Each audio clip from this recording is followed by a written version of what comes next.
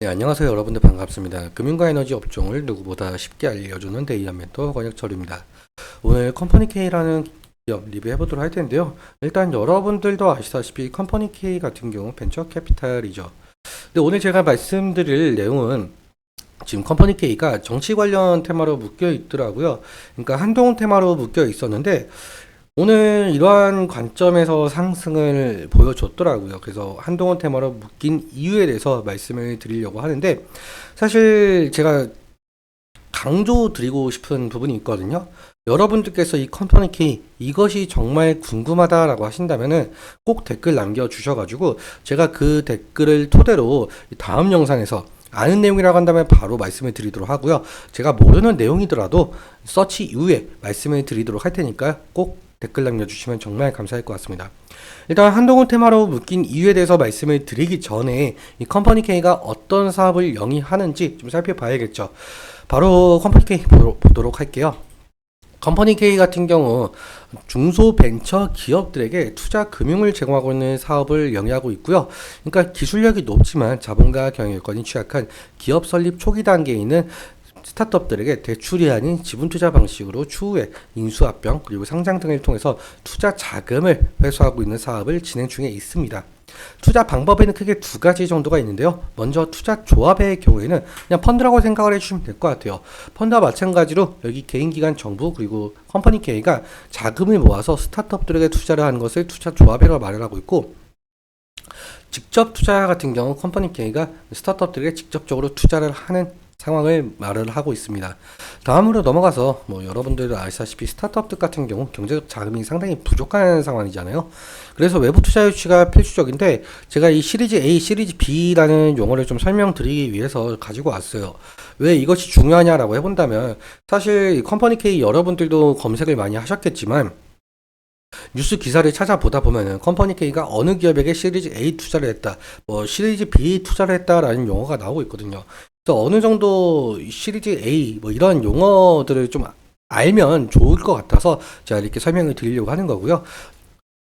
시리즈 A 같은 경우 서비스를 오픈하기 위해서 준비 단계에서 받는 투자이고, 사실 이 단계까지 오지 못하고 망하는 기업들이 너무나도 많아서 여기는 구간을 죽음의 계곡 데스밸리라고 표현을 하고 있습니다. 그리고 시리즈 B의 경우에는 사업 확장을 하기 위해서 추가로 받는 투자 단계이고요. 시리즈 C부터는 스케일업을 가속하기 위한 단계로 대부분 스타트업들은 시리즈 C 단계에서 외부 투자를 마무리 짓지만 더 나아가서 시리즈 D, 시리즈 E까지 가는 경우가 있다라고 보시면 될 것 같습니다.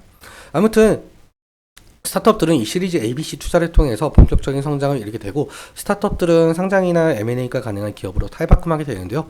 여기서 벤처 캐피탈들은 투자금 회수를 통해서 이익을 보는 구조다라고 볼 수가 있을 것 같습니다. 그럼 오늘 제일 중요한 내용 말씀을 드리려고 하는데, 컴퍼니 K가 지금 현재 한동훈 테마로 묶여 있는 상황이잖아요. 왜 한동훈 테마와 묶여 있는지 말씀을 드려보자면, 예전에 컴퍼니 K가 여기 잘한다라는 기업에 투자했었던 상황이 있었거든요. 시리즈 B에. 그런데 이 잘한다의 대표가 2023년 12월 말쯤에 한동훈 비대위원장이 이 대표를 비대위원으로 지명을 했었거든요. 그러니까 컴퍼니 K가 잘한다에 투자를 했었고, 이 잘한다의 대표가 한동훈 비대위원으로 활동을 했기 때문에 한동훈 테마와 엮여 있다라고 볼 수가 있을 것 같습니다. 일단적으로 이 한동훈 님께서 좀 국민의힘을 다시금 이 대표 자리를 가져올 수 있을지 모르겠지만, 만약에 다시 한번 국민의힘을 좀 휘어잡는다고 한다면 어느 정도 테마로 엮이면서 상당한 상승의 모습을 좀 보여주지 않을까, 저는 그렇게 생각을 하고 있거든요. 그럼 주가적인 측면에 대해서 우리는 어떻게 대응을 해야 될지 차트 보면서 얘기 마저 나눠보도록 하겠습니다. 일단 컴퍼니 K 같은 경우 오늘 2.88% 정도 상승한 모습을 보여주고 있고요. 그리고 우리가 지지 라인하고 좀 생각을 해봐야 되는 부분이 이 부분이라고 좀 말씀을 드릴 수가 있을 것 같아요. 사실 컴퍼니 K가 계속적으로 하락 추세로 넘어갈 가능성이 상당히 높아 보였지만, 오늘 이 정치 테마로 묶이면서 다시금 상승의 모습을 보여주고 있다라고 볼 수가 있겠고, 만약에 이 지지라인이 이탈할 시에는 다시금 지속적으로 하락할 가능성이 있으니까 리스크적인 측면에 대해서 어느 정도 관리는 해야 될 것으로 보이고 있습니다. 그리고 이 상승 시에도 사실 주의가 필요한데요. 뭐냐라고 한다면 이 저항이 상당히 강할 가능성이 있다라는 거예요. 지금 주가적인 측면에서 보자면 좀 더 크기를 키워서 보자면 이때 당시에 2024년 3월 기준으로 계속 하락을 하고 있었잖아요. 약 한 41% 정도 빠진 모습을 보여주고 있는데요.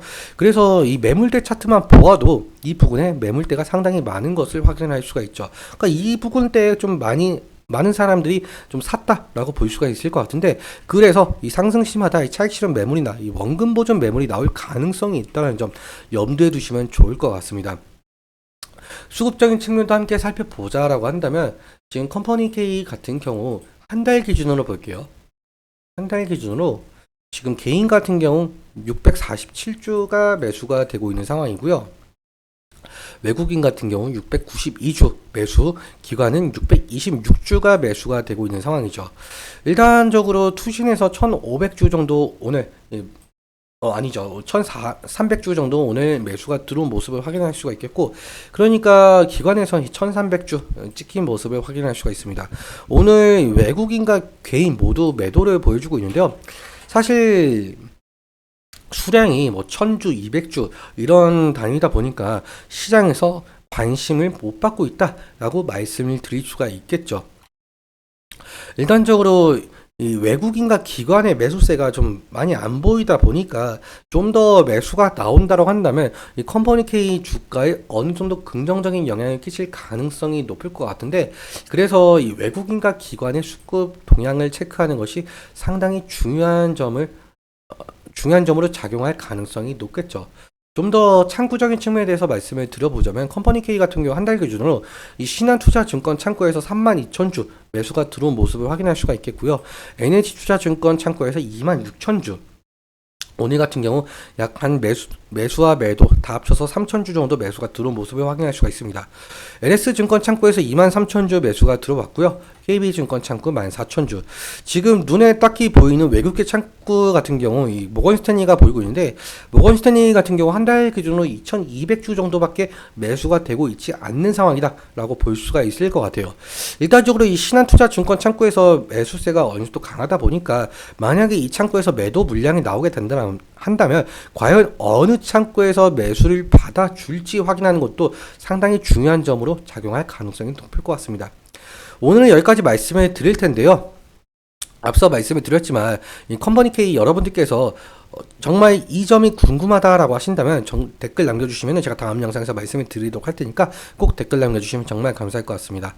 그리고 오늘 말씀드린 내용과 이 차트적인 부분에 대해서 제 개인적인 견해가 많이 껴있다 보니까 여러분들의 주관적인 견해와 함께 투자를 현명한 선택하셨으면 좋겠습니다. 오늘도 시청해주셔서 너무 감사하고 지금까지 멘토 권혁철이었습니다. 감사합니다.